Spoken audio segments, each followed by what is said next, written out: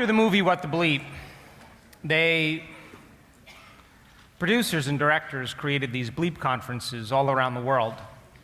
And all the researchers and scientists and people in that particular movie, we would go to different places and we would present for about an hour and a half or 2 hours, and then we would have these panel discussions. And we did that movie really for two reasons. First reason was to have people question the nature of reality. Is reality the way we see it? And secondly, inspire them to want to really try it out to see if they can produce an effect in their life when they're at cause. Try it out, become the scientist in your own life. And so, I was traveling pretty much in 2 different cities every single weekend. That I would leave on a Thursday night or a Friday morning and get to one place, stay there till Saturday, do a talk, and then Saturday evening or Saturday afternoon I'd fly to another place and present on Sunday. So I was pretty much a super busy guy. But I paid attention to the questions that were asked in the panel discussion because I wanted to see where people were at, where they were meeting truth and information at in their own personal experience. And there were 2 or 3 questions that were continuously asked that I thought were really great questions. First question is, okay, your thoughts create your reality. I get that. So how do you do it? I thought that was a really good question. Yes? Yeah. So they were taking philosophy now and wanting to personalize it or apply it to have some experience. The second question that people asked is, okay, I get that my personality creates my personal reality, and I have to change my personality to change my personal reality. Why the hell is it so hard to change? And I thought that was a really good question. And the third thing that people asked me was, how do you do it? How do you do it? What do you do? What do you do personally?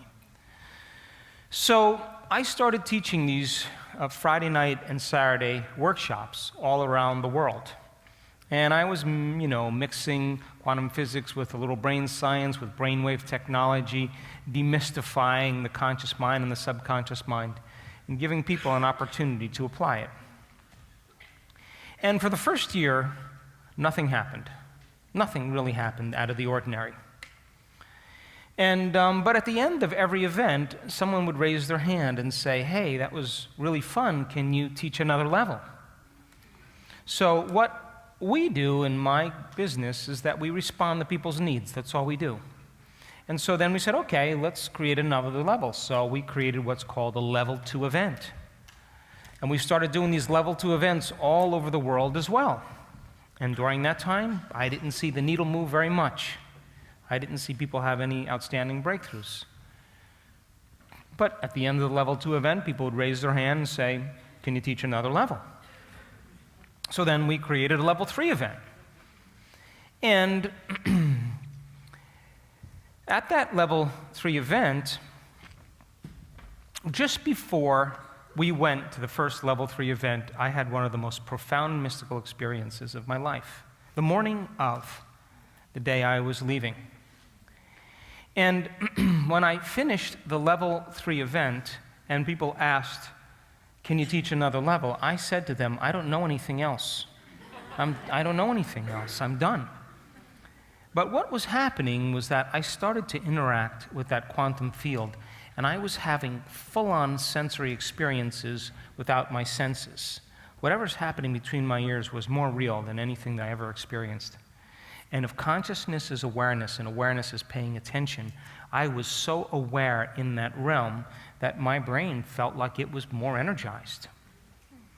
And so after that level 3 event, I started to think about ways I could explain the mystical experience and to demystify the process so that people had within their reach all the tools to apply it to their lives. So I waited a period of time, and then we taught a level 3.5.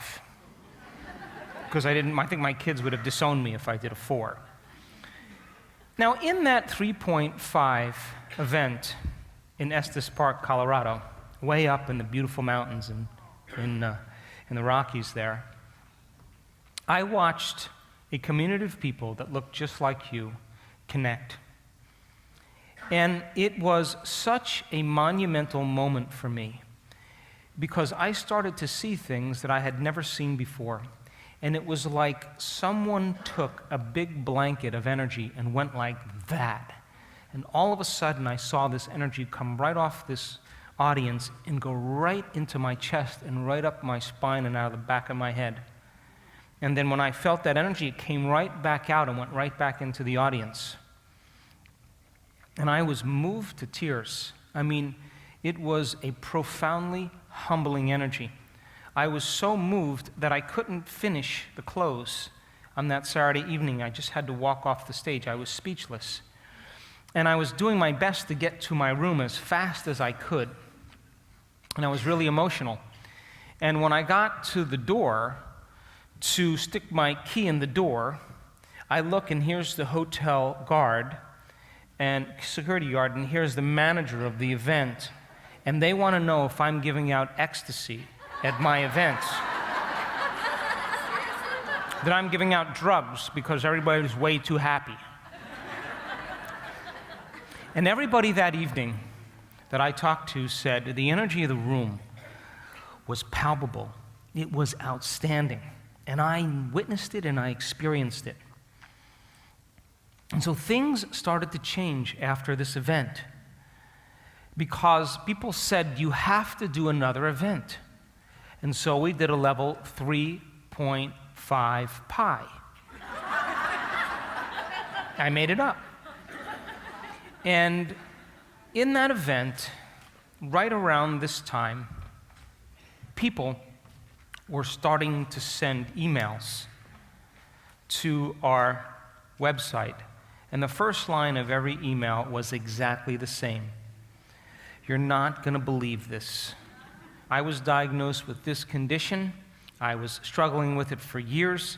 I had an abusive father who was an alcoholic, and I had a lot of trauma in my past, and I didn't even know that I was angry and resentful and hateful all the time. I was unconscious that I was living by those emotions. And all of a sudden, I started to unmemorize those emotions, and all of my acid reflux, all of my digestive problems, all my chronic pain went away. I just forgot about them. I was too busy being somebody else. And I knew that people were starting to upregulate and downregulate genes. Are you with me still? Yes. Opportunities, synchronicities, winning the lottery, jobs, people struggling to get something to happen, struggling to get something to happen, struggling to get something to happen. Finally, they start doing the work, and it just happens without any of their effort. And this was exactly what I needed to continue teaching because it was a lot of time away from home, a lot of time away from friends and family, a lot of time on the road, lost luggage, missed flights, logistics, the different time zones, everything that goes along with it. And when I started seeing those emails, I got more passionate and more excited.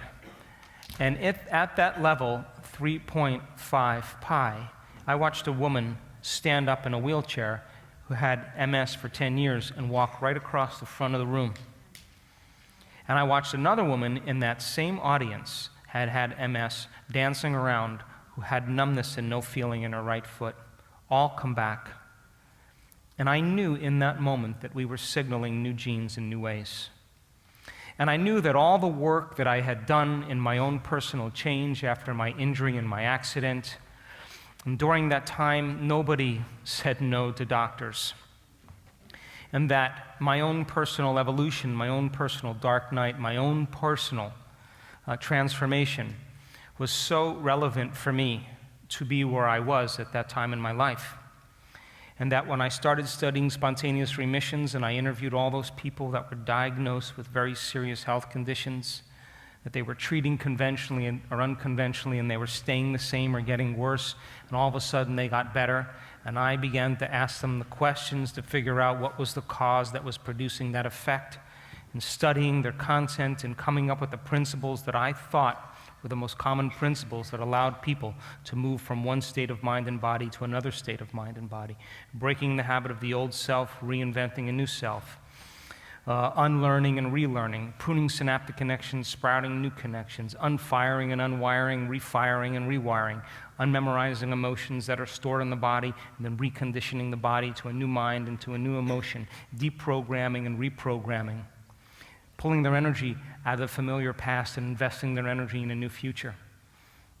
That the principles that were so important to me, where mind and matter were somehow related, because that was the commitment I made to myself when I was laying there, overcoming my own self, that if I was ever able to walk again, I'd spend the rest of my life studying the mind-body connection. That was the deal I made with that intelligence. And so when I started studying all of this, I had to go back to school and study neuroscience to be able to figure out what was going on for people. But I wasn't finding the answers in typical textbooks. But the answers were on the cutting edge of science with neuroplasticity and epigenetics and the quantum model of reality and psychoneuroimmunology. All of those things point the finger at possibility. And after my own injury, I retreated from the world. I sold everything and just wanted to ask the big questions and figure out the answers. So when I started interviewing all those people and coming up with those commonalities, those common states that they executed, my question was, if I used that and understood it, and it happened for other people, if I used it on sick people or well people, we should see the same results. We should be able to reproduce that model. And that's what I was using in that level 1 event. And then all of a sudden, as we started to advance the understanding and fill in more gaps, and I don't know if I was saying it better, or people were listening better, or more informed, or whatever happened, but all of a sudden, the dam broke loose. And I knew then, when I wrote Breaking the Habit of Being Yourself, that it was the how-to, and that's what people wanted. They wanted to know how to apply it. So then, after that 3.5 pi event, we did one more event called 3.5 pi a la mode. And there were 7 spontaneous remissions from disease in Colorado Springs. And these were people that had medical tests to prove it, and I knew right in that moment that we were signaling new genes in new ways in real time, and that people had the capacity to do this within a short amount of time if they retreated from their life and disconnected from their known world. And after that, I changed everything up, because I didn't want to teach that beginning level anymore. I didn't want to have all these different levels. I wanted to teach a progressive workshop, give people the basics, have them understand the introduction, give them the course when they register, get the intensive, give them all the knowledge they can, and then I wanted to create events where I can start measuring people's changes. And so we started measuring quantitatively using quantitative EEGs. People's brains, when they came to the event, we measured their brain before they started. They went through 4 days of training, and I measured their brain at the end of the event. And I wanted to know that the change wasn't just in their mind, it was in their brain. That I wanted to measure brains in real time during meditation and see that process unfold. And if I could understand what I was looking at, understanding the measurements, that information, I would have more information to teach transformation the next time. And I can tell you without a doubt, as I said earlier today, that your brain never changes your brain. That the program doesn't change the program, that the ego works a long time to change the ego. That the personality doesn't change the personality, it takes a long time. That matter takes a long time to change matter. And that only when you become pure consciousness, that consciousness is the epiphenomenon of matter. And I can tell you that when you're analyzing your life within some disturbing emotion, you're going to make your brain worse every single time. I can tell you, when you forget about yourself, forget about your body, forget about your life, forget about your face, forget about your problems, forget about time, is the moment you connect to that unified field. And I can tell you that we can predict it and we can teach it really well. And so I started teaching these advanced workshops, and I think we've done 14 or 15 to this date. And we started out naming those events Information to Transformation. And I believe that if you give people sound scientific information, and as I said earlier today, science is the contemporary language of mysticism. Science demystifies the mystical. And the moment you start talking about religion or culture or tradition, you divide an audience. And science unifies, creates community. And those people learn that information, and if they can repeat it to a person next to them, they're wiring it in their brain. And as they install that neurological hardware, they're setting themselves up for an experience. And if we can set up the conditions in the environment and give them the proper instruction, a certain percentage of those people are going to get their behaviors to match their intentions. And when they do, they're going to have some type of transformation. And if I could measure that transformation, I should have more information to teach transformation the next time. Would you agree? And if I learned even more information and measured it even more from transformation, I would be able to close the gap between knowledge and experience. In our first 2 events, we did a quantitative study, and 93% of the students that we measured had a more than 80% change in their brain for the better. I can tell you that the latest research that we just did made scientific history because our students know how to shut off the critic in their head, the default mode network in their brain. Intrusive thoughts that are always chattering, the critic that's on your shoulder, the voice in your head is called the default mode network. And we reproduced the study at Yale University did, and we found out that when you shut off that analytical mind and you turn down the volume to that default mode network, it stays turned off for the remainder of the day. And we saw that in our students. We've seen them heal themselves of Parkinson's, anxiety, depression, genetic disorders. We've seen all kinds of brain injuries and brain traumas change when the person begins to connect to that unified field. Are you with me still? And so we measured over 8,500 brains now, and we've made scientific history over and over and over again, and those people look just like you. They weren't monks, they weren't scholars, they weren't people that have meditated for 40 years or 30 years. Some of them never meditated before, go figure. And to me, that's even better, because they walk in innocent, not expecting anything. We measured probably 4,000 or 5,000 hearts now. We want to teach people how to have a coherent brain, and we want to teach them how to have a coherent heart. And it's those combinations of those 2 elements that begin to create reality. And I want my students to know when they're there and when they're not. And I want them to be able to sustain that internal state independent of the conditions in their environment, to be able to regulate and control their emotions. And our students are getting better and better and better at it, and they're able to keep their heart in a state of coherence for an extended period of time. We've measured the energy of the room. We've measured the energy around people's bodies. We've measured the energy centers of their bodies. We've measured the neurotransmitters. We've measured their genes. We've measured their immune system. We've measured all kinds of things, and we keep seeing anomalous changes taking place in our student, supernatural changes taking place because they are becoming supernatural. Are you with me still? And so I want to show you some of that research, just a little bit, to show you how powerful you really are. How's that sound? So, one eye on the screen, one eye on your partner, okay? I'm going to lower the lights.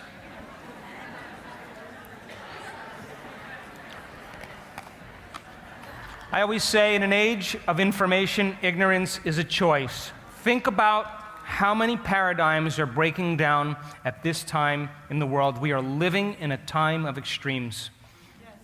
Whether it's the economy, whether it's the political model, whether it's the journalistic model, nobody knows what the truth is anymore. Whether it's the educational model, the religious model, the medical model, the environment, it's all coming apart because something else has to take its place. And people are informed now. When I walk out into an audience, I used to have to work quite a bit to get into people, to make a difference in them. Now everybody's informed, and we can just start at a much higher level. And so in an age of information, ignorance is a choice. You don't need a doctor, you don't need a teacher, you don't need an educator, you don't need a governor to find information. You can find it on your own. You don't have to go through an authority any longer. You become your own authority. Are you with me still? So would you agree that the same thoughts always lead to the same choices? The same choices lead to the same behaviors? The same behaviors create the same experiences, and the same experiences produce the same feelings and the same emotions, and those same feelings and emotions drive your very same thoughts. And your biology, your neurocircuitry, your neurochemistry, your hormones, and even your genes stay exactly the same. Are you with me still? But you would have to agree with me that new thoughts should lead to new choices. New choices should lead to new behaviors. New behaviors should create new experiences, and new experiences should create new feelings and new emotions, and they should inspire new thoughts, and that's called evolution. Are you with me still? So I say that your personality creates your personal reality. Your personality is made up of how you think, how you act, and how you feel. It's also your state of being. So if you're thinking the same old way, acting the same old way, feeling the same old way, your personality stays the same, and so does your personal reality. Yes or no? Yes. So then as you begin to think differently, you begin to act differently, and you begin to feel differently, now all of a sudden you're creating a new personality, and of course the effect is you'll see a change in your personal reality. Yes or no? Yes. So most people try to create a new personal reality as the same personality, and it doesn't work. Nothing ever changes. You literally have to become someone else. This is the river of change. Here's the old self, and here's the new self, and you don't just leap over there in one leap. The hardest part about change is not making the same choice as you did the day before. And the moment you no longer make that same choice, you just stepped into the river. And get ready, it's going to feel uncomfortable. It's going to feel unfamiliar. It's going to be unpredictable. It's going to be an unknown. And most people, when they feel that unknown, that uncertainty, they return back to the familiar thoughts, the familiar emotions, the familiar behaviors, and they say, this feels right. Crossing the river from one state to another state is the biological, the neurological, the chemical, the hormonal, the genetic death of the old self. But on the other side, you got to ask yourself, if I'm going to reinvent a new self, what thoughts do I want to fire and wire in my brain? What behaviors do I want to demonstrate in one day? Let me rehearse them and let me demonstrate them.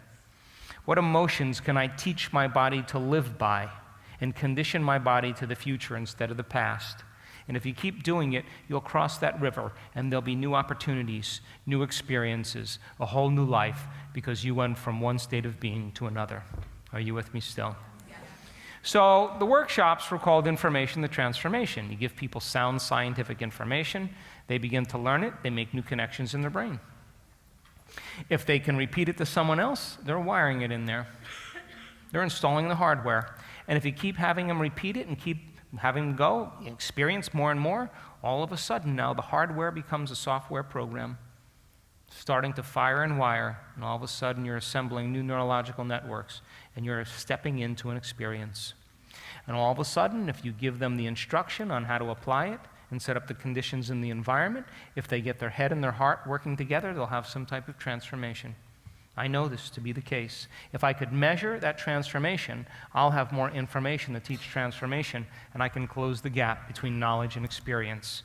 Are you with me still? Check this out. This is beta brainwaves. When you're in beta brainwaves, what happens is that all of your attention is on your outer world, on your body, and on time.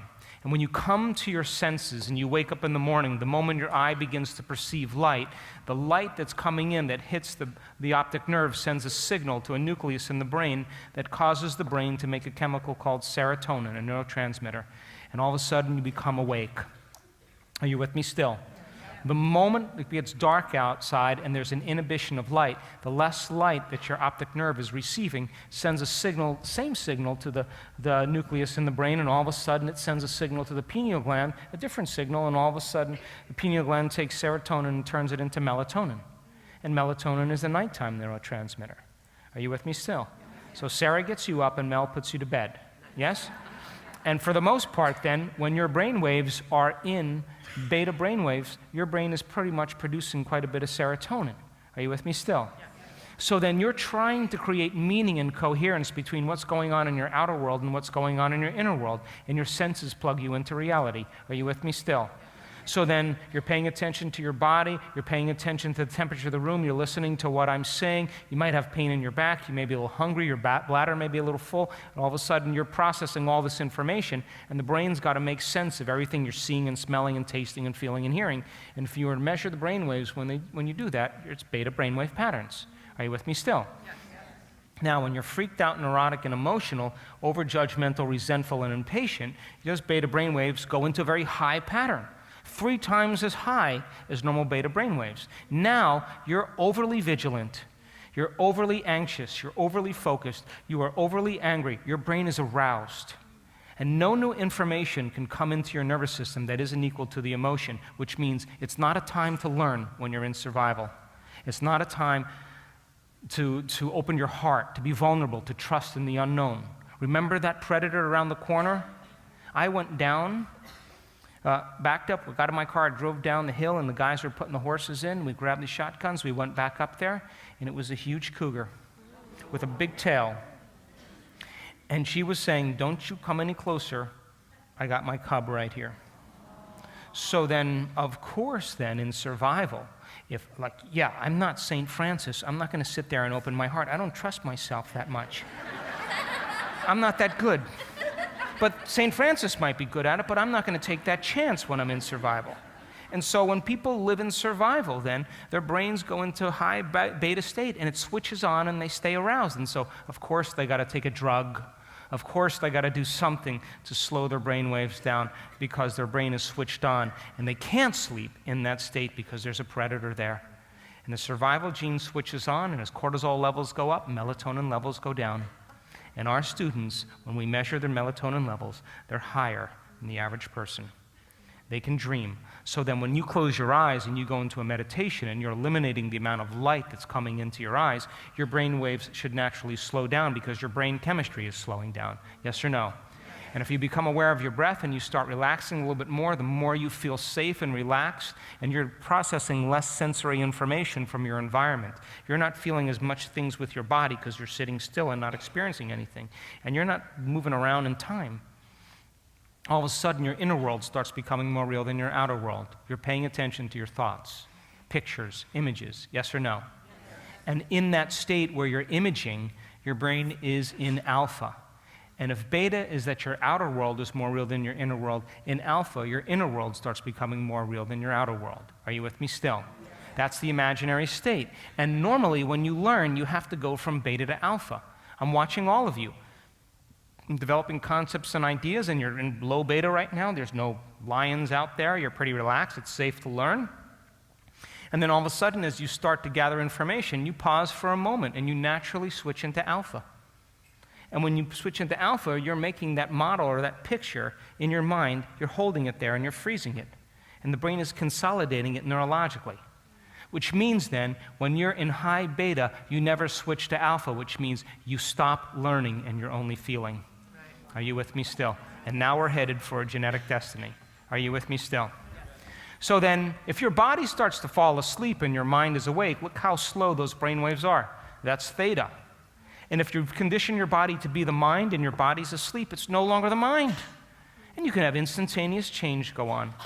And people that are overly analytical, that come into this work and they're trying so hard, you know what I say to them when they say, "Oh God, I'm trying so hard"? I just say, listen, you know when you get ready to go to sleep at night, what do? You get comfortable and you stop thinking. That's all you do. And you start opening up to this blackness behind your eyes, and you start relaxing. All I'm asking you to do is relax your body and keep your mind awake. That's all I'm asking you to do. And that's when the door between the conscious mind and the subconscious mind opens up. And what separates the conscious mind from the subconscious mind? Your analytical mind. So then when you're switched on in beta and you're overly analyzing, you're moving further away from the operating system where true change can take place. That you have to slow your brain waves down to enter the operating system of the subconscious. Are you with me still? Yeah. So check this out. Children, the first 2 years of their life, their brain waves are in delta. They're sound asleep with their eyes open. That's why a newborn baby can't stay awake for more than 7 minutes at a time. So children, for the first 2 years of their life, the majority of their brainwave patterns are in delta. That's why they sleep so much. And then all of a sudden, between the ages of 2 and 6, your brainwaves pick up a little bit more, and now you're in theta. Now check this out. That means the first 6 years of your life, you're completely in your subconscious mind. And you haven't developed your analytical facilities to filter information. So money is the root of all evil. Big boys don't cry. Little girls should be seen and not heard. You're not very good at math. You're a lot like me. Money doesn't grow on trees. What's wrong with you? Are you stupid? It's that information that begins to program children subconsciously. Are you with me still? Because they're wide open to information, and children, all of their attention is on their inner world of feelings. And when they notice changes in how they feel, they start to associate it with something in their outer world. And as they interact with their outer world more and more, their brainwaves pick up because they keep feeling differently, and they use their senses to pay attention to what caused it. And they start developing memories. Are you with me still? Yes. So somewhere between the ages of 6 and 12, the brain moves into alpha, depending on the person. My daughter, I think, was in alpha till she was 15. She was seeing fairies, and she was in the world of imagination, and that's great. And the longer you extend that period of alpha, the more creative we are. And somewhere between the ages of 6 and 7 or 8 or 9, the child begins to develop its analytical facilities. They start realizing there is no Santa Claus, the Easter Bunny never existed, and my parents aren't as cool as they think they are. They start figuring that out really fast. Are you with me still?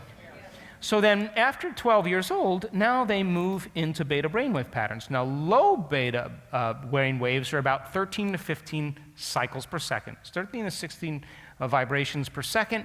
And mid-range beta is about 16 to 22 cycles per second. Most of you are in low-level beta. If I said to you, oh, whoops, I forgot to tell you, there's a test tonight. And if you don't pass the test, you can't leave. You might switch into a little mid-range beta. And when you're in high-range beta, look how much higher it is than mid-range beta. And this is when the brain is fully aroused and it's in an alarm state. And people spend the majority of their life in this state. So if the purpose of meditation is to get beyond the analytical mind and slow your brain waves down, when people are in this state and they're in survival, they're not going to want to close their eyes and slow their brain waves down because there's danger out there. Are you with me still? Yes. It goes against the survival gene. So in order for you to create then, you have to lay down the very thing you used your whole life to get what you want for something greater to occur. And that takes some awareness. Are you with me still? So now, this circle represents your mind, and when you're born, you're totally subconscious mind. We know that because your brain waves are in delta. And you learn by these positive and negative identifications and associations that give rise to your habits and your behaviors. A good example of a positive identification or association is when a child is hungry and she cries out. She feels uncomfortable and she cries out, and the mother comes and feeds her or changes her and takes care of her, and she learns to associate crying out with being fed. And the mother is the anchor that allows her to begin to cry out, to communicate, to create a behavior. Are you with me still? And when she feels better, she pays attention to the mother's voice, the smell of the mother's milk, and she's bonding and connecting. Are you with me still? A good example of negative association is when you put your finger in the electric socket. You notice a change in your internal chemistry, and you pay attention to what caused it. And as you begin to interact in your environment and you start learning the rules of the environment, when you start feeling pain, when you start feeling these different sensations, when you feel altered inside of you, you pay attention to what caused it outside of you, and you develop more behaviors and more habits. Are you with me still? And the brain waves pick up because you're paying more attention to the outer world in this process of trial and error. Are you with me still? Somewhere between the ages of 6 and 9, you develop your analytical facilities, analytical mind. And it separates your conscious mind from your subconscious mind. Now, your conscious mind is 5% of your total mind and brain. It's made up of logic and reasoning, which gives rise to your creativity, your will, your faith.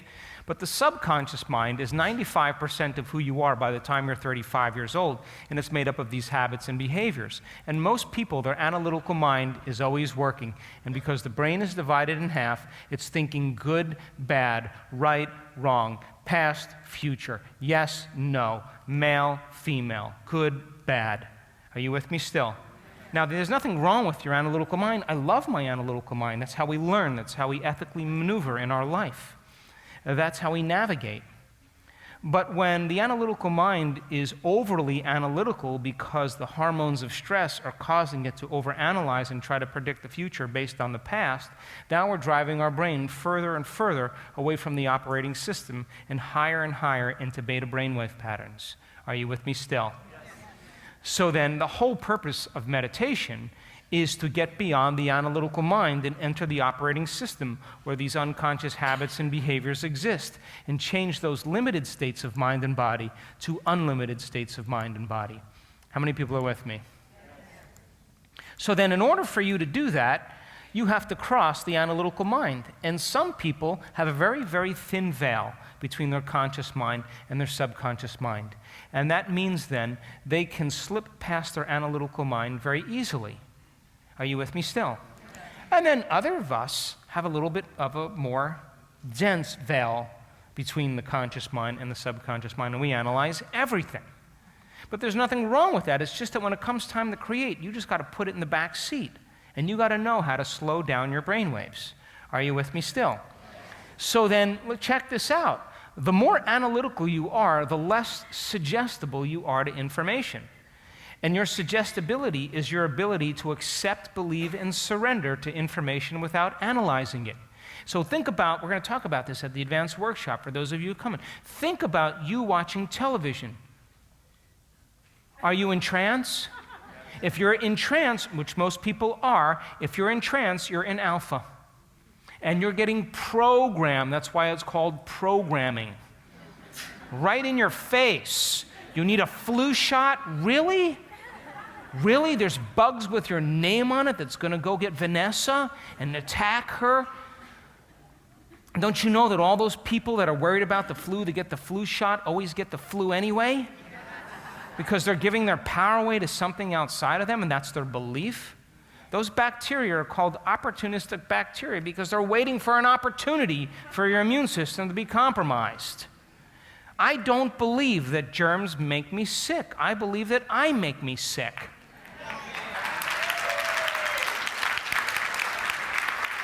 So then if you're sitting there and letting that information go past you without analyzing it, it's going right past your brainstem and signaling your autonomic nervous system and programming it into a destiny. You don't think so? It's the way it is. And so then, the more suggestible you are to information, the less analytical you are. Would you agree also? And I'm sitting there watching, I don't watch television that much. When I turn on the TV and I look at these television commercials, I say out loud, are you kidding me? Are you kidding me? You're going to have projectile vomiting, dizziness, fainting, hemorrhaging, heart attack, stroke, hallucinations, possible death, but ask your doctor if this is right for you. Are you fucking kidding me?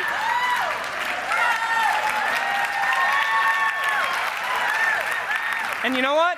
I'm not going to accept, believe, and surrender to that programming, and that's not going to slip past my analytical mind. The bug, the bird is going to pop up, and I'm going to say, no way. You understand, yes? So then, you will only accept, believe, and surrender to information equal to your emotional state. And the more in trance you are, the more suggestible you are. Are you with me still? So then, your brain waves, when you're in high beta, look how far away you are from the operating system. So then as you slow your brain waves down and you open your attention and you open your focus, and you focus on the wave instead of the particle, when you focus on energy instead of matter and objects and things and people and places, your brain starts to slow down and you'll cross right through the barrier of the analytical mind and you'll enter those states. Now you're in the operating system where true change can take place. Are you with me still? Yes. So our journey is from beta to what? Alpha to what? Beta. And theta to what? Delta. And we would say then that beta and alpha represent the conscious mind, yes? Yes? And in the average person, alpha, theta, and delta represent the subconscious mind, yes? Yes? And would you agree that when you wake up in the morning, your brain waves go from delta to theta to alpha to beta, and you come to awareness? And when you go to bed at night, you go from beta to alpha to theta to delta. But when you go to bed at night, most people just slide right down that scale really fast. And I'm asking you to become aware what each one of those different domains are. Are you with me still? And I'll show you now that people in our work are in deep delta and they're still conscious. Their brain is sound asleep. They're deep in the unconscious. Are you with me still? So then the flow of consciousness, as you slow your brain waves down, is out of your thinking brain, out of your neocortex, and as you slow your brain waves down, you're entering the subconscious parts of the brain. The limbic brain that keeps your heart beating and digesting your food, organizing all these functions. And when you make contact with it, you know what it says? Hey, I got this. You don't know the first thing about how to take care of your blood sugar levels. You don't know how to take care of your genetic expression. Just step out of the way. I got this. And so when you become nobody, no one, no thing, nowhere, and no time, your conscious mind is merging with your subconscious mind. And now you are programming your autonomic nervous system. Are you with me still? So then, when we measure brain waves, we're not just looking for any type of brain waves. We want coherent brain waves, waves that are in order, in rhythm, in cadence, synchronized. When they're in order, in rhythm, in cadence, and synchronized, they're more powerful, they're more focused than when they're incoherent and they're out of rhythm, out of phase. It's like a group of people all playing drums at the same time with no rhythm. That's incoherence. Are you with me still? So a laser is a very coherent form of light, and these incandescent lights, these cans up here, produce incoherent waves. So look how powerful a laser is. It's condensed, it's collimated, and it's coherent, and it's focused. Are you with me still? So then when you're living by the hormones of stress and you're shifting your attention from one person, one thing, one body part, one problem, one experience to another, and if you keep shifting your attention while you're juiced up by the hormones of stress, as you shift your attention from one to the next, you're going to activate those different neurological networks very, very close together, and all of a sudden your brain's going to start functioning very incoherently when you measure the brain waves. Are you with me still? When you take your attention off of matter, off of objects, and you go from a narrow focus to an open focus, from a convergent focus to a divergent focus, when you focus on nothing, space, when you focus on energy, when you open your focus, all of a sudden you're no longer thinking and analyzing, and different compartments of the brain that were once subdivided start to synchronize and hold hands and form bigger communities. And all of a sudden the brain starts becoming more coherent and starts expressing a greater level of wholeness. Are you with me still? And you feel more like yourself than you had in a long time. Are you with me still? So check this out. Coherence is health from an energetic standpoint. Incoherence is disease. And according to the quantum model of reality, all disease is a lowering of frequency and an incoherent or scrambled message. So check this out. If you were to take coherence and overlay it over incoherence, if you can keep that coherent energy going, coherence should begin to entrain incoherence, and all of a sudden that's called healing, creating order where there's disorder, or raising the frequency of matter. Are you with me still? Or causing matter to respond to a new mind. So this is the best way that I can describe brain coherence. Let each one of these metronomes represent a neurological network in your brain. Are you with me still? Coherent or incoherent? That's a lot of chatter. That's the person changing channels, has no attention span, shifting their attention from one person to the next, from one problem to the next, from one thing to the next, from one emotion to the next. All those networks are going off. It's a house divided against itself. And that person is focusing on their outer environment, on objects and matter and people and things. Are you with me still? Poke the person next to you. But you know what? If you keep opening your focus, you keep opening your focus, you keep opening your focus, and you keep doing it over and over again, coherence is going to consume incoherence. We've measured it thousands of times, and some people were in their 80s. Some people were overweight. Some people were women that did it. Imagine that.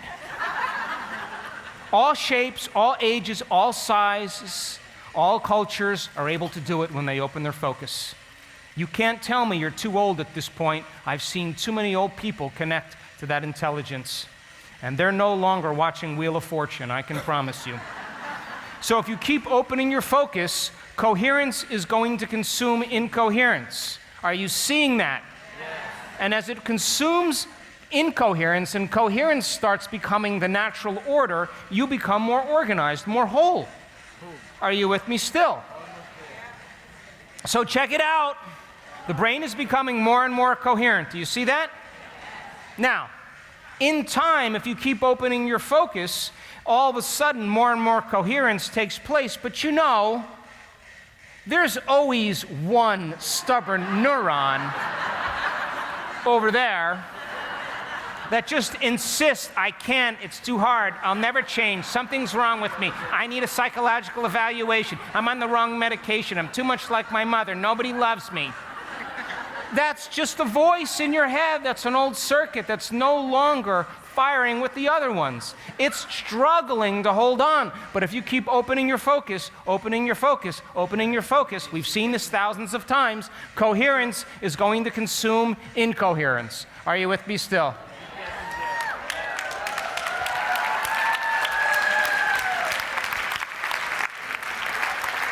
We've measured this thousands of times, and that's what you're doing when you're opening your focus. How many people understand? Yes. And don't you know that I know that you don't like doing it at times because it takes too long? Oh my God, and the space. But don't you know that we've measured it enough times that all you have to do is just get this down, and if you're coming to the advanced workshop, you are going to unify with the unified field, and you are going to be baptized by that intelligence. And it is a loving intelligence, an intelligent love. And our students can sit for periods of time where they're no longer their body. I watched a sea of coherence in Germany in our advanced workshop. I watched them connect. They were statuesque. They were gone. Their body was there. They were elsewhere. No one moved. They were connected. And when they brought that energy back into their body, they were raising the frequency of their body. They were connected to something greater. So then if you got survival emotions that are running you, they'll cause you to feel more like matter and less like energy, more like particle, less like wave. Are you with me still? Yeah. So survival emotions slow down the frequency of the body because you're drawing from the invisible field of energy and turning it into chemistry. And in time, that field shrinks. And so now you're more density and less energy. You've tapped this invisible field of light and information. Are you with me still? Yes. Come on. Yes. So then you slow down your vibration, you feel these limited emotions. Guilt and shame and unworthiness and fear and anger and judgment, all of that stuff. But guess what? You reach a certain point where you get beyond polarity and duality, get beyond separation, and you start feeling more wholeness, more love, more oneness, more connection, and your heart starts to open, and you're beginning to connect to a faster frequency, and I have 750 people in the room that are all raising their energy and creating a coherent electromagnetic field around their body. And that field is intersecting with the person next to them.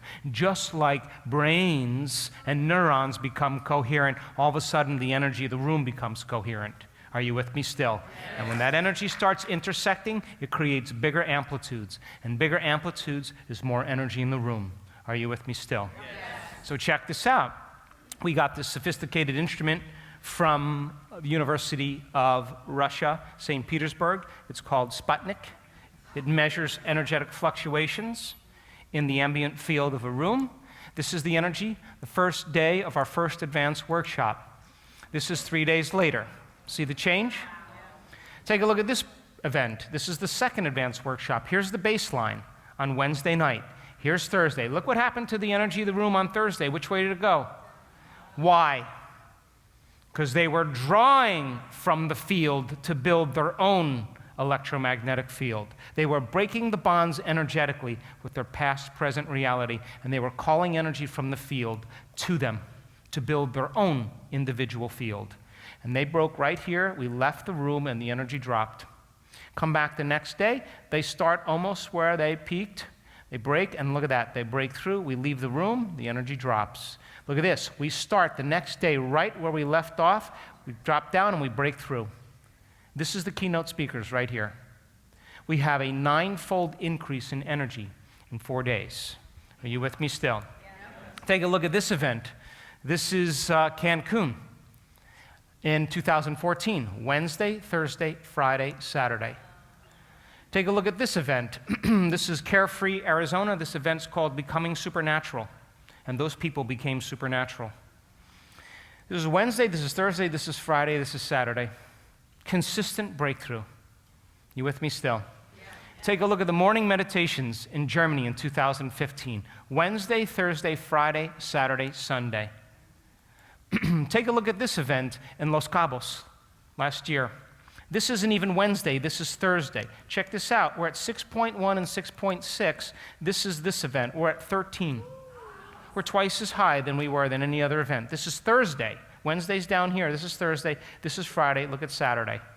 They blew the roof off that place. Now check this out. We do a walking meditation in our advanced workshops. You have 4 types of meditation: a sitting meditation, a standing meditation, a walking meditation, and a lying down meditation. And if you come to the advanced workshop, you're going to learn them all.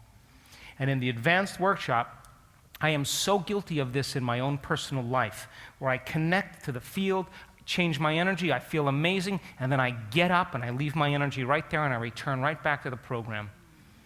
And so I said, okay, we got to be able to do this with our eyes open.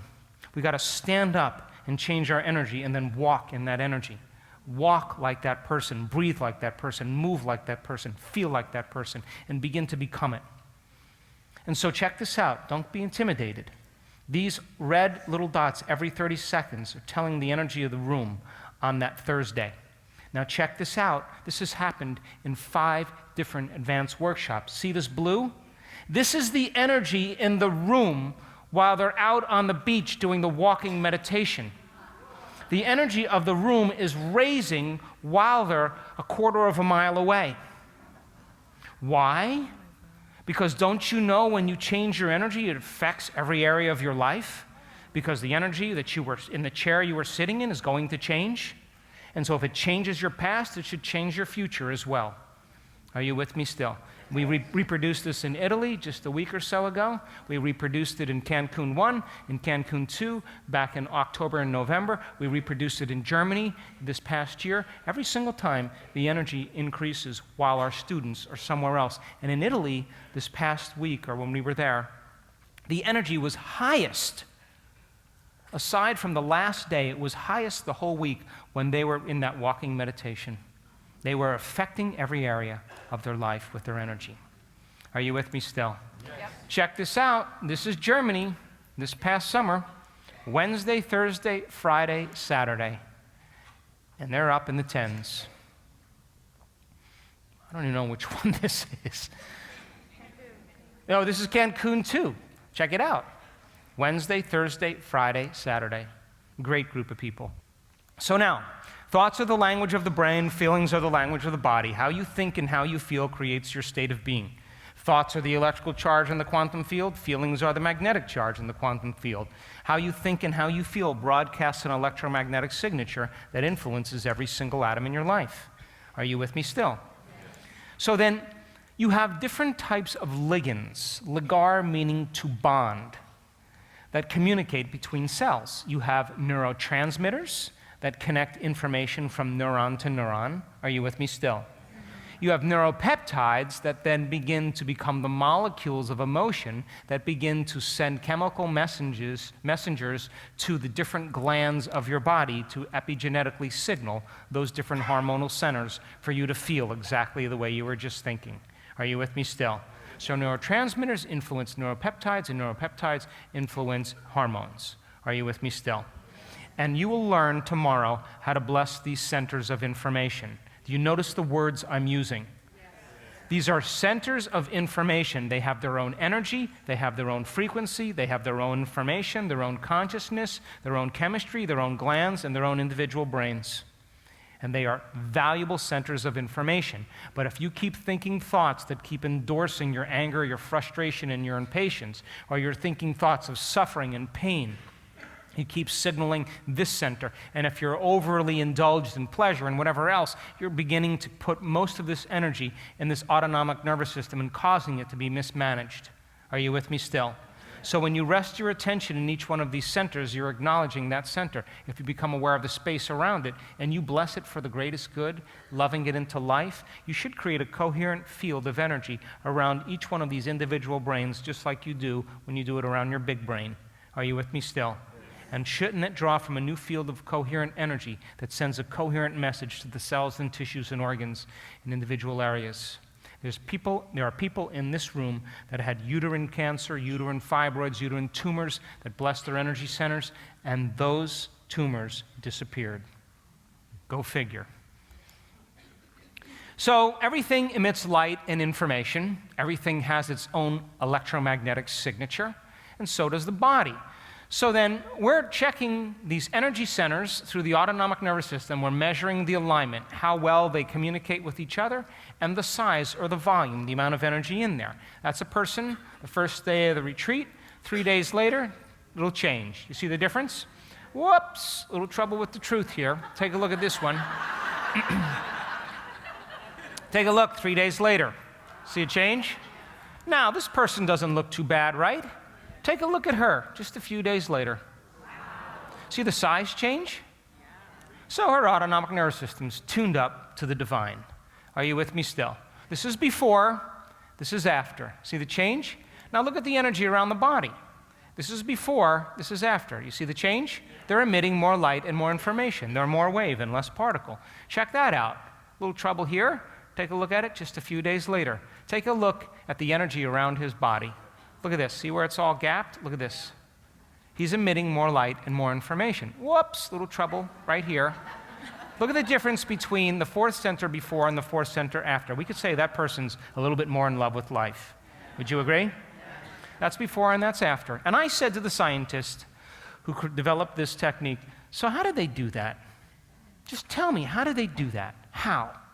He said they couldn't do that with their conscious mind, which means they had to change their brain waves and enter the autonomic nervous system, the operating system, and program their autonomic nervous system. And that's what you're doing when you're slowing your brain waves down, becoming conscious in that subconscious system, planting a seed in possibility. Are you with me still? Yes. Now, that's not too bad, but look at it after. That's beautiful. See the change? Before, after. Look at the change in energy here. And I said to him, how long does it take for people to change their energy like this, a normal person? He said, probably 6 weeks. They have to fast, eat vegetarian diet, drink a lot of water, sleep a lot, do yoga, all this stuff. This is 3 days later. Are you with me still? In Russia, they use this instrument when they're working with people that have very, very serious health conditions that need to have surgery.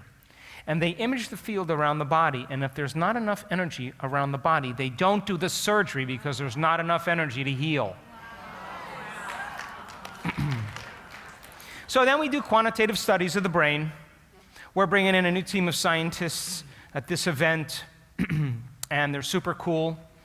And we measure 16 different channels in this one, but we're up to 20 channels in the brain now.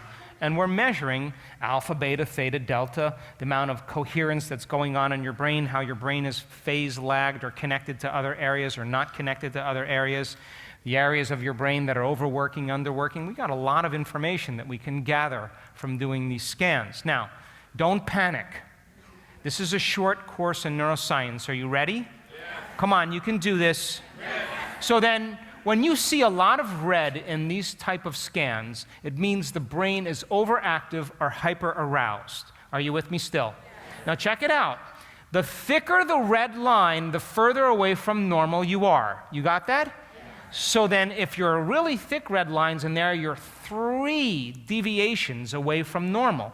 If you have a medium-sized line, you're 2 deviations. A little thin line, you're just a little away from normal. Are you with me still? So then red represents too much energy in the brain. You got that? Now this is delta, this is theta, this is alpha, this is beta, and all of this is high beta right here. Are you with me still? Yeah. Now, if you see a lot of blue in the brain is tuned way down. There's no energy in the brain. So this is like changing channels very quickly, and this is like different compartments of the brain aren't talking to each other. Are you with me still? And so if you see thicker blue lines, it represents further away from normal than thinner blue lines. Are you with me still? If you see no red and you see no blue, that's normal, whatever that is. You with me still? So check this out. This is a person with severe anxiety. What do you see? You see blue in the frontal lobe, in the front of the brain on all levels. What do you see in the rest of the brain? A lot of energy in the back of the brain. There's a lot of chatter going on in that person's brain. Look, but the frontal lobe is the executive. It's the boss. It's the CEO. So the boss is out to lunch, and the rest of the brain is having a big party. It's severe anxiety. Check it out. 3 days later in meditation. See the change? And look at this beautiful dual brain processing. This person healed their anxiety in 3 days. Another person with anxiety. Check it out. A lot of red in the brain. You see that? Severe anxiety. 3 days later, check it out. You see a lot of red in there? They heal themselves of anxiety. Now, this is a person with Parkinson's disease. Parkinson's disease is deficiency in dopamine in the brain. When there's not enough dopamine in the brain, the upper motor neurons can't communicate well with each other, and it causes involuntary tremors in the body. Try as you may to control it with your conscious mind, you can't. Are you with me still? So then what do you see in the brain? You see all this red, which means the brain is overactivated, it's overstimulated. Yes? So then that overactivated energy in the brain is sending an overactive signal in the body, and the body is experiencing tremors or spastic paralysis. Are you with me still? Come on. So take a look at this person 3 days later. You see much red in that brain at all? Now, we also do a study called the QEEG, Quantitative Electroencephalograph. Now, don't panic. You with me? Yes. So check it out. When you see a lot of blue in the brain, it's 3 standard deviations below normal. It's cooled way off. There's no energy in the brain. You got it? Yes. Come on. Yes. You see a lot of red in the brain, it's tuned way up. There's too much energy in the brain. You got it? Yes. If you see green, it's normal. So then if you see maybe light blue, a little lighter than dark blue, you're moving towards normal. If you see even lighter blue, you're moving towards green. Yes? If you're green and you start moving towards yellow, it's getting a little higher. Yes? And if you're moving towards orange, it's getting even higher. And all of a sudden, you keep changing your brain waves by measuring different areas based on the amount of energy that's in there. Are you with me still? So check it out. This is the same person with Parkinson's disease. This is 1 hertz, 2 hertz, 3 hertz, 4 hertz. This is delta. 5, 6, 7, 8. This is theta. This is alpha. This is beta. What do you see in alpha and beta? All that blue, yes? What does that mean? The brain is turned way down. There's no energy in the brain to control the body. Are you with me still? This person has problems with attention. They have problems with language. They have problems with memory. They have problems with happiness. They have problems with coordination, with concentration, with learning. Because there's no energy in the brain. Take a look at just a few days later. See any blue in there? So as she began to change her brain waves, when we showed her this, we said, check this out. You have all this red in your brain. That's anxiety. And she said, that's really funny because when I'm anxious or afraid, my tremors get worse. And we said, now you know the emotion you need to work on. Keep doing the meditations. So we chose her as a case study, and that was February 20th, and then May 9th, a few months later, she's still doing her meditations and her brain's still improving. Look at that. Then all of a sudden, on the end of May, her mother dies and her sister has a stroke in the same week. She stops doing her meditations, she's got to fly out of town and take care of family affairs, and look what happens to her brain right here in high beta. She's back to the stress response, yes? And a lot of her symptoms come back. So we say to her, don't worry about it. Life happens, take care of your family affairs. When you get done, come back and start the meditation. So she starts the meditation again. Look at June 27th. You see the improvement already? Then take a look at July. 90% of this person's Parkinson's disease went away by thought alone. I just saw her just a few months ago, and she's walking around like a normal person. Are you with me still? This is a traumatic brain injury. This is a man who went through the windshield of a car. His son was driving the car. His son died instantaneously. He's wheelchair bound. He has a spinal cord injury and had a traumatic brain injury. What do you see in the brain? The trauma has turned the brain way down, has shut it off. He has no energy to control his body. Take a look at his brain just a few days later. You see a change? Check this out. This is his QEEG scores. He has problems with language. He has problems with attention. He has problems with happiness. He has problems with learning new things. He might even have a little problems with seeing. All of a sudden now, take a look at his brain a few days later. What's green? I want you to know that this man, when I first met him, was pretty much paralyzed from the nose down. Now he has bladder control. He has bowel control. He's moving his hands. He's crawling. He's pushing weights with his feet, and he's stood up more than once. And I want to be very clear, very clear that it wasn't chemistry and matter changing matter. It was energy that was changing matter. And he keeps saying to me, Dr. Joe, I have no idea what's going on. And I always say the same thing to him. The moment you know what's going on, it's over. So, this is the CEO of a company in Phoenix, Arizona. She's an attorney. She's a mom. And look what she has. She has those intrusive thoughts, the default mode network in her brain. She's seeing pictures and she's chattering about them. And when she chatters more, she sees more pictures. And she's caught in a loop. And the analytical mind is going off. Take a look at her brain just a few days later. You see a change? So check this out. Here's her Z-scores. Look at this red and high beta up in here. Take a look at her brain 3 days later. You see any red in there? So then we tell her to keep doing her meditations. This is her brain just a few months later. Remember how red it was here and how red it was here and how red it was there? Yes? Yes. Now this is high beta. This is 21 to 30 cycles per second. This is very high range beta. Look at all this red in here. This is severe anxiety. Take a look at her brain 3 days later. You see any red in there? Now take a look at her brain a few months later. This person has no anxiety. You know what she says? I trust myself now. This is depression. Look at all this blue in the brain. The brain's turned way down. A few days later, look what happens. See the green? This is high beta. Look at all this blue. A few days later, it's all green. Depression is gone. We've healed so many people with depression. This is another person right here. Look at all this blue in here. Look at the brain afterwards. Look at all this green here. Now look at, this is high beta. What do you see? Brain shut off. It's turned way down. And look at her brain just 3 days later. All of her depression's gone. This is called the strip chart. So what happens is we can measure between seconds, between this interval and this interval, the number of humps and valleys, the number of cycles per second. And it can tell us if a person's in beta, in alpha, in theta, in delta, in gamma. It can tell us where they're at. Are you with me still? This is the front of the brain, this is the middle of the brain, this is the back of the brain. That's a normal brain scan right there. You with me? All of a sudden, we start seeing this in our work. Does that look normal to you? That person's having an inner event. Whatever's going on between her ears is absolutely real. This person had 227 times the amount of oxytocin circulating in her blood. She was in love with life. And look at this super coherence that's taking place in that area. That's where you store memories. She's storing that event as a long-term memory. Are you with me still? Yes. Check out this woman. Whole brain is in gamma. She's having an orgasm in her head.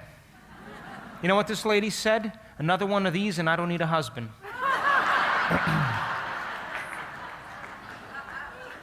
You're going to learn how to do that tomorrow. Are you with me still?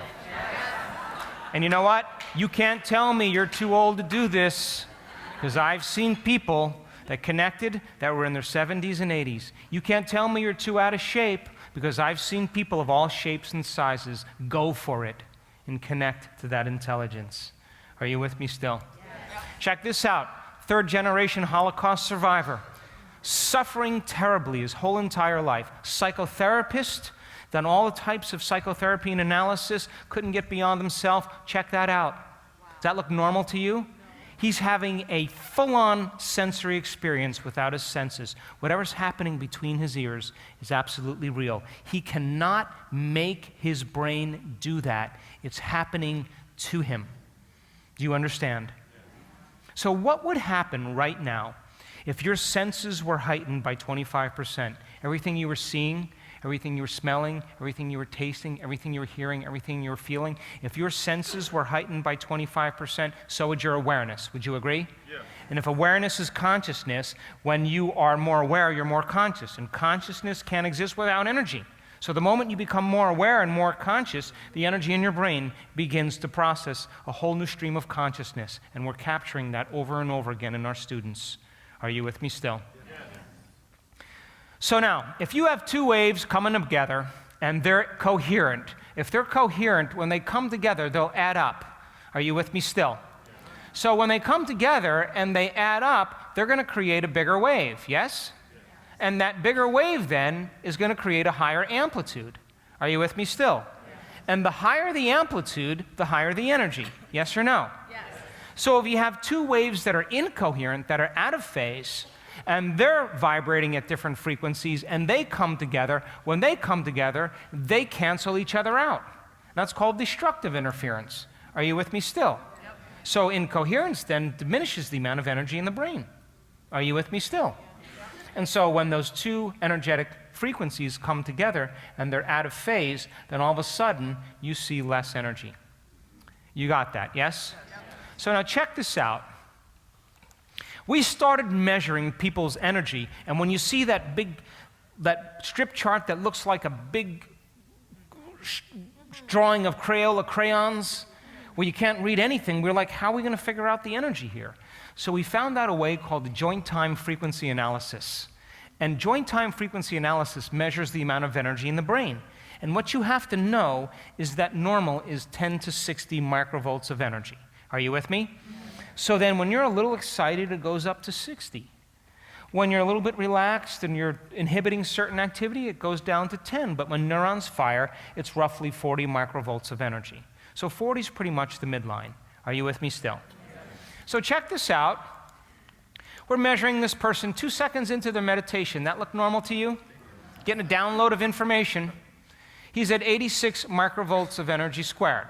What's normal? Okay, 40 seconds into the meditation, here comes another download. He's connecting to the field. Now he's up to 3,185 microvolts of energy squared. Are you with me still? 53 seconds, another download. Now the brain has to recalibrate. When the nervous system gets that amount of energy, it has to go into quiescence. It has to recalibrate. And then all of a sudden, we know it's going to come again. And here we go. 2 minutes and 7 seconds in, he's at 3,189 microvolts of energy squared.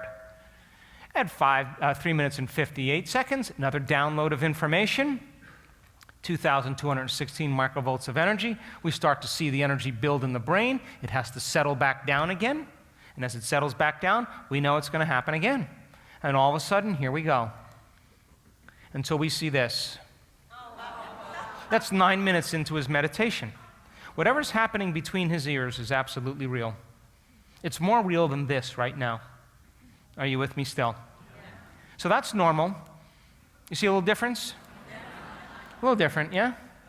So he maxes out at 4,520 microvolts of energy squared. What's normal? Take a look at this woman. 6 seconds into her meditation, she's already up to over 500 microvolts of energy squared. Check this out. We're starting to see an event take place. We know something's about to happen. We can forecast it. Now she's at 6,321 microvolts of energy. But look where she is, 1.96 hertz. That's delta. Her body is sound asleep while she's having this experience, but she's wide awake. Are you with me still? Yeah. Check this out now. 48 seconds, she's back up to 3,549 microvolts, and she is in deep, deep delta. Uh-oh, here we go. 7 minutes and 21 seconds. We know she's going to pop now. We know it's going to happen. She's up to 395,000 microvolts of energy squared, and she's at 0.17 hertz. She's in deep delta. And we now know that when a person is experiencing something like this, the moment they react to that energy and they move up into alpha or into beta, the amplitudes drop because they resist and they contract and the energy doesn't flow through their nervous system. And when they just relax and surrender and trust, they stay in that deep level and the divine has an agenda for them. Are you with me still? Yes. So then, here we go. A few seconds later, she's downloading a lot of data. She's at 324,000 microvolts of energy, and look, she's below delta. She's in deep, deep delta. Uh-oh. 7 minutes and 55 seconds. How do you measure that? Really can't, can you? So she's now at over 600,000 microvolts of energy. And look, she's at 0.09 hertz. She's deep into delta. She's out of the way. She doesn't even know that she has a body. She left her body behind. Her body's in a catatonic state. It's no longer associated with her, or her associated with it. Then 8 minutes and 16 seconds. That's so beautiful to me. Of course, now the nervous system has to recalibrate, 167,000 microvolts of energy, and she is in deep delta. And look at this. I wanted you to see this.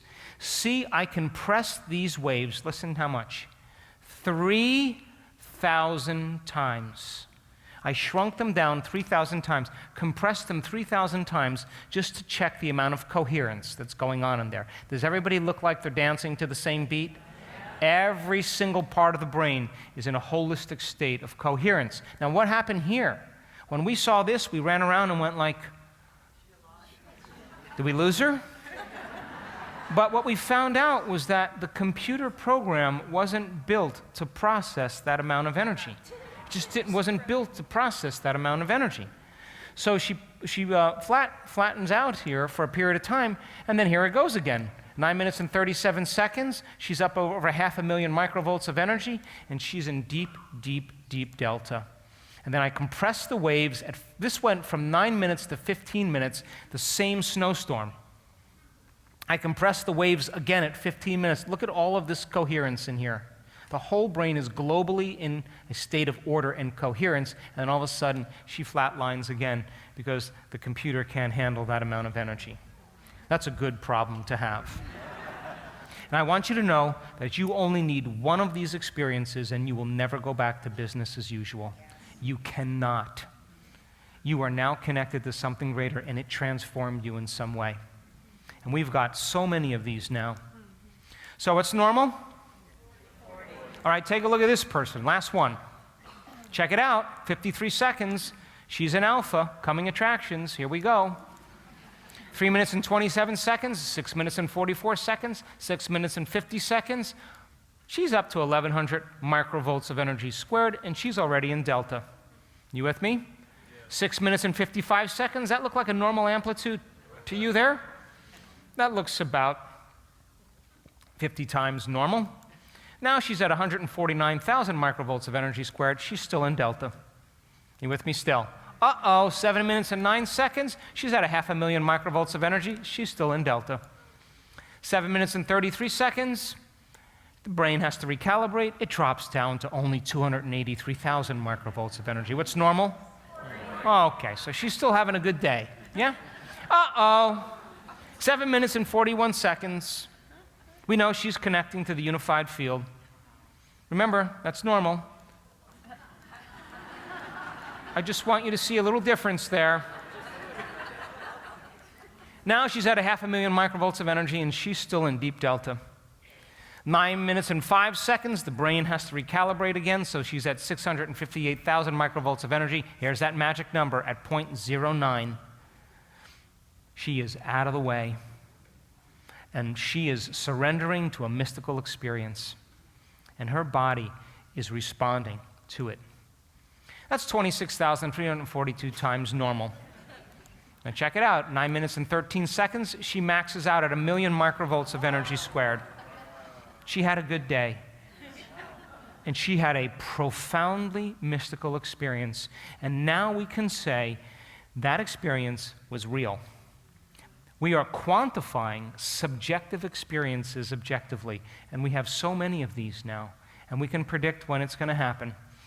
And the scientists that come and study us say, oh, that's a seizure. She's going to have a seizure. And seizures look nothing like that. Only small areas of the brain in a seizure do you see irregularities, not coherence and not those high amplitudes over the entire brain. That person has a whole new stream of consciousness flowing through them. And whatever's happening between their ears is more real than anything that's ever happened in their past. They are more aware of it. Are you with me still? So then think about this. When you have an inner experience that becomes more real than any past external experience, it's carrying an amplitude of energy that's greater than the hardwired programs in your brain and the emotional addiction in your body. You should be biologically changed, yes? So here you are cruising along as your normal state of being. You have a traumatic experience. You're shocked, you're betrayed, and that experience has a heightened emotion. And that heightened emotion causes you to pay attention to what caused it in your environment, and you emboss and print that information neurologically in your brain. And so now, once it's neurologically wired in your brain, it produces an emotion that begins to change your body's chemistry. And now, how you think and how you feel is your state of being. You're in a different state of being. You're altered in some way. Yes or no? Yes.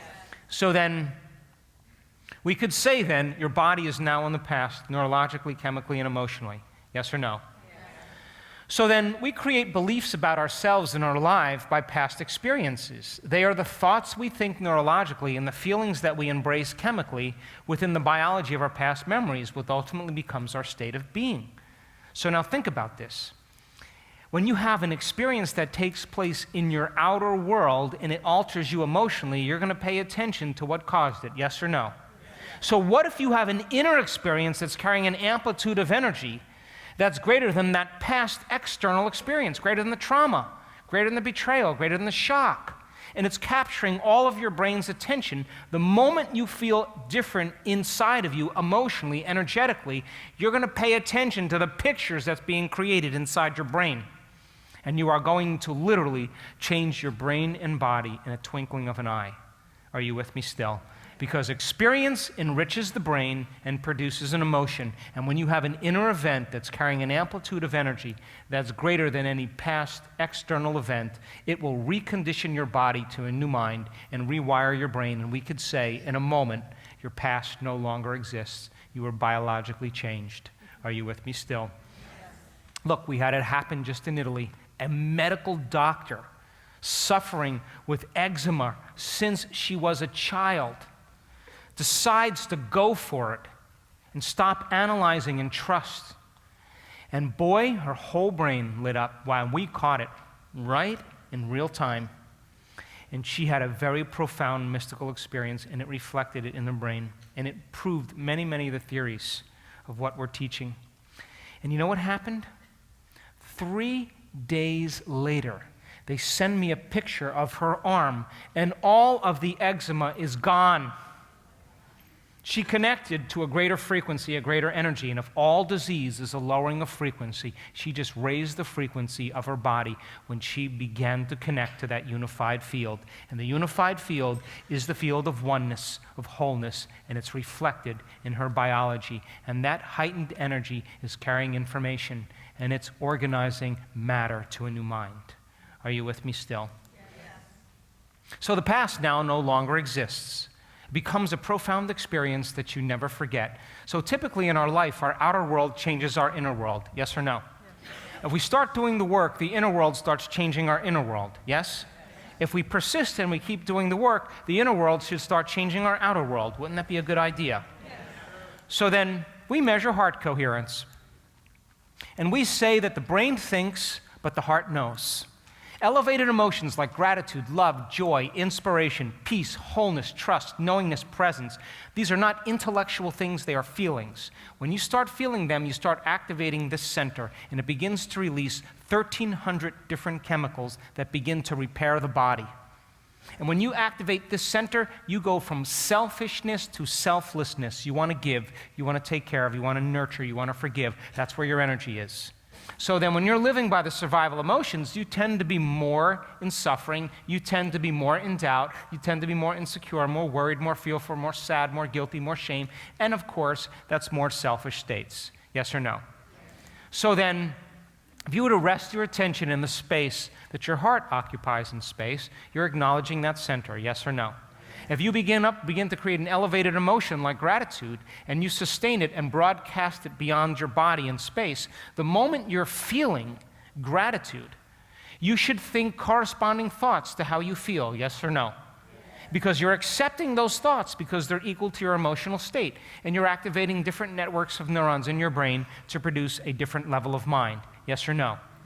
So then, once you get enough neurons firing in a sequence, pattern, or combination, when they fire in tandem, you get an internal representation, a picture in your mind of who you think you are. The moment you see that picture and you accept, believe, and surrender to the image of yourself without any analysis, neurotransmitters in the brain begin to influence neuropeptides made in the hypothalamus. The hypothalamus then sends those chemicals to the pituitary gland, and all of a sudden you're sending a whole electrochemical signature down in your body. And where's it going? Right back into your heart. And those thoughts now are generating more chemicals equal to your emotional state. Are you with me still? And all of a sudden, you start to feel more in love with life. You start to feel more overjoyed. And when you feel that feeling, you broadcast it beyond your body in space. And if you keep doing that and you feel those feelings, your brain is spying on your body, and you'll accept, believe, and surrender to the thoughts equal to that emotional state. Are you with me still? Yes. And now you're thinking equal to how you feel, firing and wiring new circuits in your brain and changing your mind. And when you get enough networks of neurons firing in a sequence, pattern, or combination, when they fire in tandem, all of a sudden, you get an internal picture in your frontal lobe. When the thought that you're thinking becomes the experience, the end product of an experience is called an emotion. So as you hold that thought, that image of yourself, and you pay attention to it to the exclusion of anything else, all of a sudden, the experience-producing emotion is made in the chemical brain or the emotional brain. And now neuropeptides continuously signal that same center, and you feel more in love with life, more unlimited, more free, and you're going to generate more corresponding thoughts. And all of a sudden, you have a new state of being going on between your brain and your heart. And you're more kind, and you're more loving, you're more caring, you're more patient, you're more present, because that is your state of being. Are you with me still? Yes. So, I was driving in Manhattan with one of my corporate trainers a little ways back, and she was driving me to an event, and we were talking literally about gratitude in that moment. And I look up and I see this sign in Manhattan. And I look at her and I say, Rose, this is a sign. Now, remember the lady that had 1 million microvolts of energy that I just showed you? Everybody was worried that she was having a seizure, but she happened to be wearing a heart rate monitor to measure her heart coherence. When you're frustrated and impatient, when you're angry, your heart beats in a very arrhythmic state. It's very incoherent. When you're in gratitude, when you're in love, when you're in joy, it starts to beat very coherently. So check this out. Each one of these blocks are 5 minutes. While she's producing 1 million microvolts of energy, 5, 10, 15, 20, 25, almost 30 minutes, she's in complete heart coherence. All of a sudden, she goes into a little gratitude here, and then she goes back in love with the experience. And that lasts 5, 10, 15, 20, 25, 30, 35, almost 40 minutes. You with me still? Then she goes way down in a delta here, and all of a sudden, watch what happens. Almost for an entire hour, while she's processing 1 million microvolts of energy, she is in love with the experience. It's so loving, she doesn't want it to end. And then all of a sudden, right here, she goes into a little gratitude. That's gratitude right there. And then all of a sudden, for another 45 minutes, back into love. If she was having a seizure, her heart would look nothing like that. Are you with me still? Yeah. Take a look at this person. This is super coherence.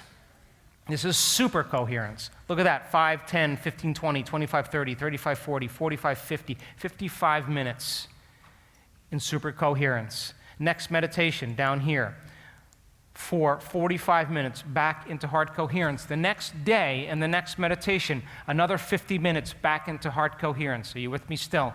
Is it becoming a habit? Now check this out. She wasn't even meditating at this point. I said to her, what the heck happened here? For a whole hour, she's in, look at this, perfect heart coherence. This is supernatural. The heart math people, the scientists look at this and say, my God, this is a supernatural reading. And I said to her, what happened? And you know what she said? I was getting ready for bed. I was moving my stuff around, and all of a sudden, my heart just opened up. It was so intense, I had to sit down. And she said, I just had to surrender to it. This love that came over me, I had no idea that love was this profound. I had to lay on my back, and for a whole hour, she just was in the presence of love. And look at this. She rolls over on her side, and then she falls asleep. Not a bad way to end the day. And she's connected to that unified field.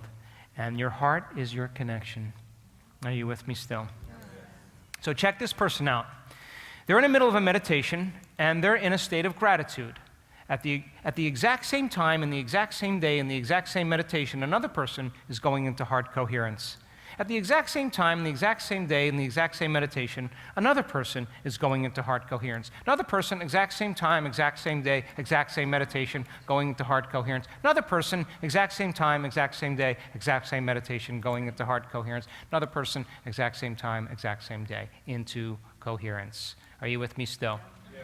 So check this out. This is a person with a really weak heart. See, there's very little heart rate variability. Look what she's able to do for 15 minutes. That's amazing. She's in her autonomic nervous system to do that. She's controlling her heart, not with her conscious mind. She is in the programming of the autonomic system. Are you with me still? Look at that. Even for 5 minutes, I'll take it. That's changing her biology right there. Look again. They did it again a second time. And so our students then are able to do this consistently. Now, I want to show you one of our advanced workshops to give you an idea of what it looks like, so you can see. Now watch how much these people suffer, because they're suffering terribly. Now, in our advanced workshops, these people create mind movies of their future. They develop a movie with a song, and they work with a kaleidoscope to create trance in their brain. And when they go into trance, they move from the kaleidoscope to their mind movie. And when you're in trance, you're less analytical, so you're not going to say, how's this going to happen? It didn't happen last time. That's not going to be there. And they're programming their subconscious mind into a future. They're manifesting objects out of nothing. We're doing all kinds of things in our advanced workshops, and these people are craving, they're passionate about the unknown.